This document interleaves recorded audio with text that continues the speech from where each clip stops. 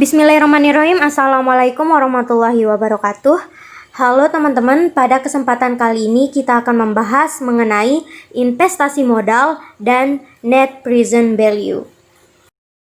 Oke, sebelum kita lanjut ke pembahasan, saya akan mengenalkan anggota dari kelompok kami, yaitu Aldi Irwansyah, Alfisani, Angresti Ira Pratiwi, Bayi Irma Uriwatin Maulida, dan Bayi Nursevia. Oke, kita lanjut ke pembahasan.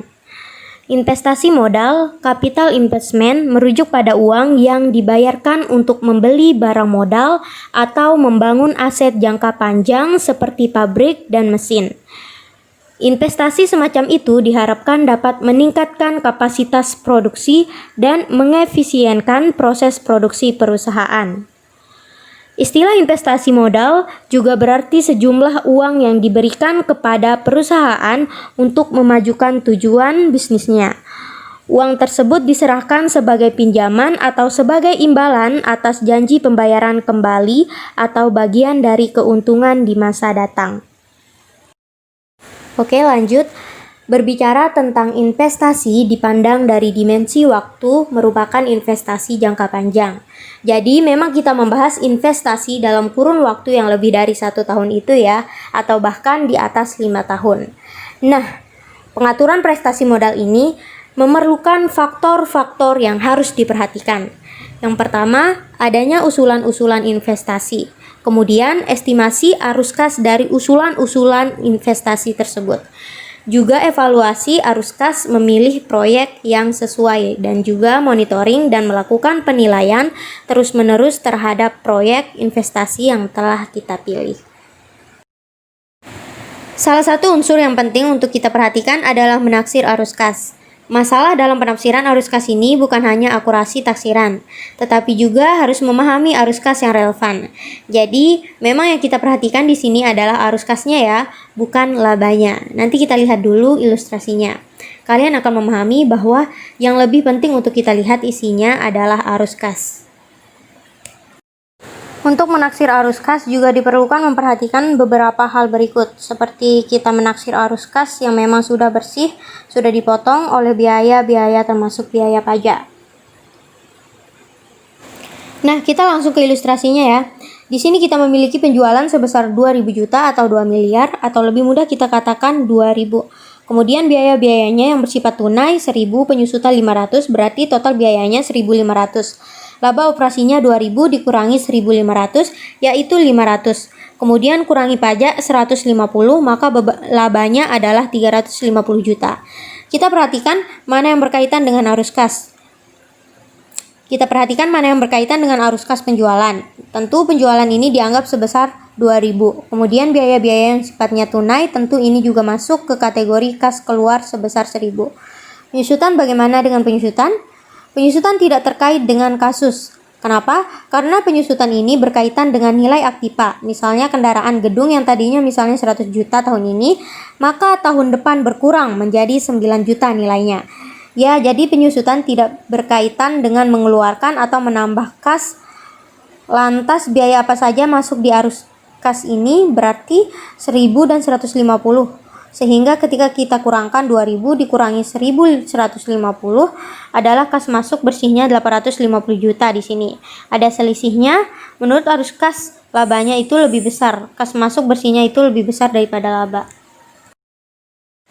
Berdasarkan ilustrasi tersebut dapat disimpulkan bahwa kas masuk bersih sama dengan laba setelah pajak ditambah penyusutan. Apakah betul? Kita cek ya. Tadi kas masuk bersihnya 850 juta, laba 350, dan penyusutan 500. Ketika kita jumlahkan, ternyata memang betul, ya sesuai dengan 850 juta.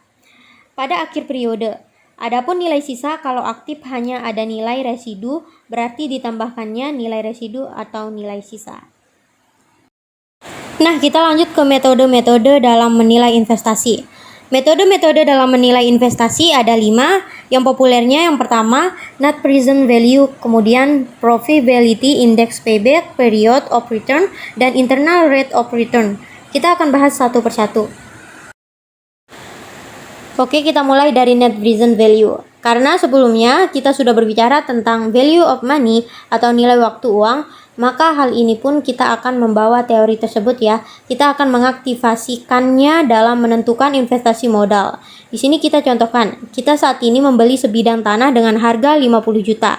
Selesai membayar, suatu perusahaan menghubungi kita dan mengatakan bahwa perusahaan tersebut bersedia membeli tanah tahun depan dengan harga 60 juta. Kalau kita lihat dengan hitungan kasar, ada selisih di sini, kita membeli 50 juta dan orang lain ingin membeli dari kita sebesar 60 juta. Berarti ada laba sebesar 10 juta.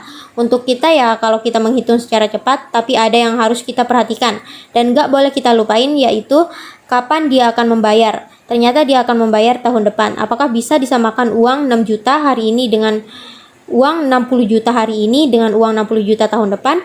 Maka kita harus menghitungnya dengan net present value. Kalau kita menerima 60 juta tahun yang akan datang, berapa nilai sekarang? Atas penerimaan tersebut kita anggap bunga yang relevan adalah 15%. Maka ini menurut rumus ya 60 juta dibagi 1 ditambah 0,15, hasilnya 52,7, atau kalian bisa juga pakai rumus yang ada di tabel PP yang 60 juta dikali tabel untuk 15% tahun pertama. Tahun depan hasilnya akan sama, 52,17. Nah, dari hasil tersebut kita hitung selisih antara PP penerimaan dengan PP pengeluaran. Ternyata yang kita terima itu kalau di net present value kan bukan 60 juta tetapi hanya 52,17 dengan modal kita membeli tanah tersebut 5 juta. Maka kita kurangi net present value-nya hanya sebesar 2,7 juta, jadi bukan yang 10 juta tapi hanya 2,17 juta. Nah, mau diambil atau tidak ini tergantung kebijakan perusahaan. Apakah misalnya perusahaan ingin menghasilkan laba sebesar 2,17 juta itu atau pertimbangan yang lain. Tapi kalau misalnya kita pakai konsep dasarnya, ya ketika hasilnya positif berarti kita ambil labanya. Itu ya, keputusan adalah terima suatu usulan investasi, harapkan jika hasilnya positif, dan tolak jika NPP-nya negatif karena ini masih positif. Meskipun cuma 2 juta, maka investasi ini dapat kita ambil gitu ya. Oke, udah ya cara mengaplikasikannya net present value ke dalam contoh kasus itu. Kalau ternyata NPP-nya ini 40 juta, berarti kita rugi 10 juta kan ya. Berarti jangan diambil investasinya seperti itu. Contoh yang kedua di sini, suatu perusahaan mempertimbangkan suatu usulan investasi senilai 1.500 juta yang ditaksir memiliki usia ekonomis 4 tahun dengan nilai residu 200 juta. Jadi di sini ceritanya perusahaan mau beli aktiva-aktivanya senilai 1,5 miliar dengan nilai residu 200 juta.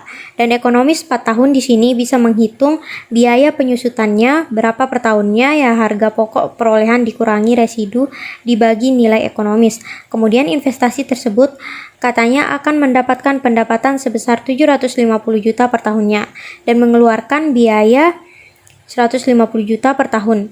Jika tarif pajak 30% dan bunga 16%, maka apakah investasi ini layak diterima atau tidak? Mari kita coba hitung dengan taksiran arus kas. Penjualannya tadi 750 juta, biayanya tadi 150 juta, kemudian penyusutan ini hasil dari hitungannya, kemudian total biayanya 475 juta, laba operasinya tinggal dikurangi, kemudian pajak 30%. Laba operasi dan diperoleh laba setelah pajak kas masuk bersihnya yaitu laba setelah pajak ditambah penyusutan, maka diperolehlah 517,5 juta. Kita ingat tadi bahwa 517,5 juta itu adalah belum dikonversikan ke nilai saat ini, ya ke nilai present value. Maka kita buat perhitungannya bisa dengan perhitungan ini. Atau juga bisa dengan langsung dikalikan ya.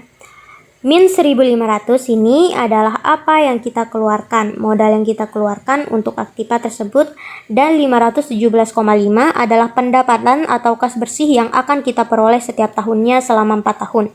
Ditambah 200 itu nilai residu, karena aktiva itu memiliki nilai sisa.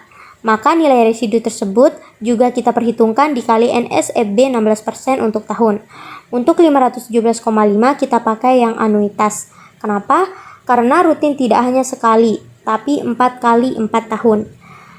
Oke, untuk nilai residu kita nggak usah pakai NSFB yang anuitas. karena dia cuma sekali pada tahun keempat saja atau tahun terakhir. Kita hitung dengan diperoleh 58,365 juta. Artinya karena ini positif hasilnya, kita masih memperoleh pendapatan sebesar 58,365 juta, maka investasi dapat diterima. Oke teman-teman, terima kasih atas perhatiannya. Semoga teman-teman bisa memahami apa yang sudah dijelaskan. Ya, kurang lebihnya mohon maaf. Saya mengucapkan Assalamualaikum warahmatullahi wabarakatuh. Terima kasih.